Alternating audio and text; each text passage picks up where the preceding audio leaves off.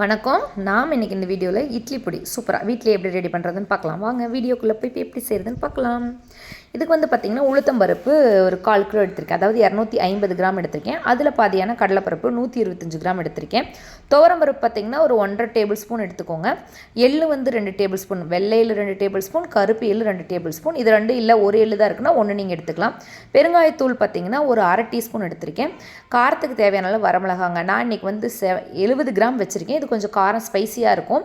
உங்களுக்கு காரம் கம்மியாக இருக்குது, உங்கள் மிளகா ரொம்ப காரம் கம்மியாக இருக்குன்னா நீங்கள் 70 கிராம் எடுத்துக்கோங்க. அப்படி இல்லை அப்படின்னா நீங்கள் 60 கிராம் எடுத்திங்கனாவே உங்களுக்கு காரம் கரெக்டாக இருக்குங்க.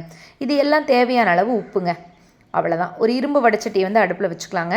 இப்போ உளுத்தம் பருப்பு பார்த்திங்கன்னா இது நான் முழு உளுந்தாவே அப்படியே போடுறேன். உங்களுக்கு இந்த மாதிரி முழு உளுந்து கிடைக்கல, உடச்ச உளுந்தும் தோல் நீக்காத உளுந்து இருக்குது, அதுவுமே நீங்கள் சேர்த்துக்கலாம். இல்லை தோல் நீக்கின உளுந்தாக இருந்தாலும் இதே அளவு தான். பட் இந்த தோலோடு நம்ம குழந்தைங்களுக்கு கொடுக்கும்போது அதில் இருக்கிற சத்துக்கள் எல்லாமே அப்படியே குழந்தைங்களுக்கு சேரும். இப்போ பார்த்திங்கன்னா இந்த அளவுக்கு கலர் மாறி இருக்குது பாருங்கள். ஃபஸ்ட்டு போட்ட கலருக்கும் இப்போ இருக்கிற கலருக்கும் இந்த அளவுக்கு வறுத்ததுக்கப்புறமா நம்ம ஒரு தட்டத்தில் மாற்றிக்கலாங்க. எப்போவுமே எந்த பருப்பை நாம் வறுக்கும் போதும் ஃப்ளேம் பார்த்திங்கன்னா லோ ஃப்ளேமில் தான் இருக்கணும். கொஞ்சம் டைம் எடுக்கும், பட் பொறுமையாக வறுத்தீங்க அப்படின்னா நல்ல டேஸ்ட்டில் நமக்கு எல்லா பொடியுமே செய்யலாங்க. அடுத்து நம்ம கடலைப்பருப்பு இது கூட ஆட் பண்ணிக்க போகிறோம். கடலைப்பருப்புமே இது பார்த்திங்கன்னா நல்ல கொஞ்சம் கலர் சேஞ்ச் ஆகி நல்ல மணம் வர அளவுக்கு வறுத்துக்கலாங்க. வறுத்துட்டு நீங்கள் இதை நீங்கள் தனியாக எடுத்து வச்சுக்கலாம். எல்லா பருப்புமே தனித்தனியாக தான் வறுக்கணும், நீங்கள் ஒன்றா எடுத்து வறுத்துடக்கூடாது.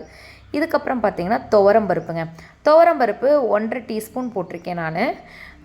இது பார்த்திங்கன்னா கொஞ்சம் டேஸ்ட் நல்லாயிருக்கும், ஒரு மனம் கொடுக்கும் அப்படிங்கிறதுனால போட்டிருக்கேன். நீங்கள் இதை வேண்டாம்னா ஸ்கிப் பண்ணிக்கலாம், பட் போட்டிங்கன்னா நல்லாயிருக்கும். இதுவுமே கலர் மாறுற அளவுக்கு வறுத்துட்டு தட்டத்தில் எடுத்து மிக்ஸ் பண்ணிக்கலாங்க. இப்போ பார்த்திங்கன்னா வெள்ளை எள்ளு, கருப்பு எள்ளு ரெண்டையுமே நம்ம லோ ஃப்ளேமில் வச்சு நல்லா வறுத்துக்கலாம். நல்லா மணம் வந்துடுங்க. இந்த வெள்ளை எள் பார்த்திங்கன்னா நாம் போடுறப்ப இருந்த கலருக்கும் நல்லா வறுபட்டதுக்கப்புறம் கலர் கொஞ்சமாக சேஞ்ச் ஆகிருக்கும், நல்லா வெடிக்க ஆரம்பிக்கும் எள். அந்த ஸ்டேஜில் இதையுமே நீங்கள் எடுத்து இந்த தட்டத்திலேயே கொட்டிக்கலாங்க. இப்போ நாம் என்ன பண்ணுறோன்னா எடுத்து வச்சுக்க பெருங்காய பொடியை அந்த சூட்டில் இருக்க அந்த பருப்புகளோடு சேர்ந்து மிக்ஸ் பண்ணும்போது பெருங்காயமும் பொரிஞ்சிடும். இப்போ பெருங்காய பொடி சேர்த்தாமல் டைரெக்டாக பெருங்காயம் சேர்த்துனா சின்ன எலுமிச்சம்பழம் சைஸ் எடுத்துகிட்டு எண்ணெயில் போட்டு வறுத்து நீங்கள் இது கூட போட்டுக்கலாங்க. ஒரு 2-3 ட்ராப் போட்டிங்கன்னா போதும். இப்போ நான் வரமிளகா வறுக்கிறதுக்கு இந்த மாதிரி ஃபியூ ட்ராப்ஸ் எண்ணெய் மட்டும் விட்டுட்டு இது கூட நம்ம எடுத்து வச்சுருக்கிற வரமிளகாயை ஆட் பண்ணிக்க போகிறோம். என்னோடது காம்பு எடுத்த வரமிளகா தாங்க இருக்குது. நான் காம்பு எடுத்தது தான் சேர்த்துக்கிறேன். உங்கள்கிட்ட காம்பு இருந்தாலும் நீங்கள் காம்போடு போட்டு வறுத்துட்டு அதுக்கப்புறம் காம்பு ரிமூவ் பண்ணிக்கோங்க. இப்போது நம்ம பொடிக்கு தேவையான அளவு கல்லுப்பு போட்டுக்கலாங்க. கல்லுப்பு இந்த எண்ணெயிலேயே போட்டு நல்லா வறுத்துக்கலாம்.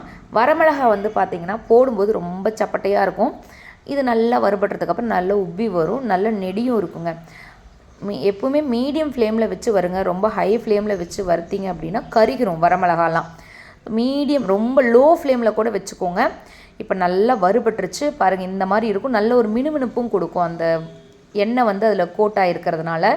இப்போ இந்த மாதிரி 2ஆக உடைச்சா நல்லா உடஞ்சிட்டு இப்போ கிறிஸ்பியாக நல்லாவே வறுத்தாச்சு. எல்லாத்தையுமே நல்லா ஆற வச்சுட்டு மிக்சியில் போட்டு உங்களுக்கு நைஸ் பவுடராக வேணால் நைஸ் பவுடராகவும் நீங்கள் அரைச்சிக்கலாம், இல்லை கொரகொரப்பாக வேணுனாலும் கொரகொரப்பாக அரைச்சிக்கலாம். இப்போ நான் அரைச்சிட்டு வந்துட்டேங்க. பவுட்ரு பயங்கர மனம், வீடே மணந்துச்சு. இட்லி பொடியை அரைச்சது நல்லா கிறிஸ்பியாக ஒரு தோசை ஊற்றி அதில் இந்த இட்லி பொடியை போட்டு சாப்பிட்டு பாருங்கள், செம்ம டேஸ்ட்டில் இருக்கும். கண்டிப்பாக ட்ரை பண்ணி பாருங்கள். நம்ம சேனல் லைக் பண்ணுங்கள், ஷேர் பண்ணுங்கள், சப்ஸ்கிரைப் பண்ணுங்கள். இந்த மாதிரி நிறைய வீடியோஸ் நம்ம சேனலில் இருக்குது.